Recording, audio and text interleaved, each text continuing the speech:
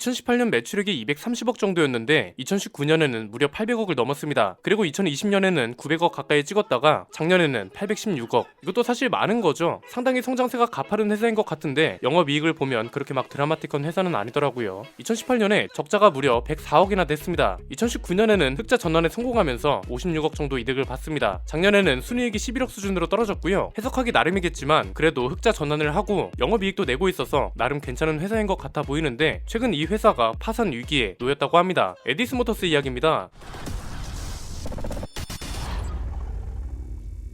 에디스모터스가 쌍용차 인수에 실패한 이후에 굉장히 많은 이야기들이 오갔습니다. 그냥 간단하게 정리하자면 에디스모터스는 쌍용차 쪽이 너무 부당하게 나왔다 이거고요. 쌍용차는 너네 자꾸 헛소리하면 법적 대응할 거니까 그렇게 알아 이거였죠. 에디스모터스 강영권 회장이 유퀴즈도 나오고 다양한 언론 매체를 통해 인터뷰도 하면서 사람들의 반응이 꽤 좋았습니다. 거의 대부분 어떤 반응이었나요? 사람 좋아 보인다, 강단 있어 보인다, 한국의 일론 머스크다 뭐 이런 식이었죠. 투자라는 건 냉정해야 하는 건데 이런 여론에 휩쓸려서 투자한 사람들, 그리고 이 여론 때문에 끝까지 믿고 적절한 타이밍에 빠지지 않은 사람들은 굉장히 큰 손해를 봤습니다. 그 이후부터 사람 좋다는 여론이 사기꾼이다 이런 여론으로 바뀌기도 했는데 사실 투자라는 건 자신의 결단에 의해서 발생하는 행위잖아요. 우리는 항상 이런 사건을 볼 때 구분을 잘 해야 합니다. 에디스모터스가 쌍용차 인수전에서 실패를 맛본 건 강영권 회장을 비롯한 에디스모터스의 역량 부족 때문인 게 맞고요. 이건 이미 오래전부터 예견되어 온 일입니다. 그런데 투자 실패자들이 마냥 에디스모터스 탓을 하는 것도 문제가 없는 건 아닙니다. 사실 에디스모터스의 전망, 그러니까 쌍용차의 인수 가능성이 그렇게 높지 않음에도 어쨌든 자신들의 결정에 의해서 끝까지 버틴 거잖아요. 결과는 뭐 굳이 언급하지는 않겠습니다. 그런데 최근에는 에디슨 EV가 파산 위기라는 소식까지 들려왔습니다. 에디슨 EV 채권자 8명이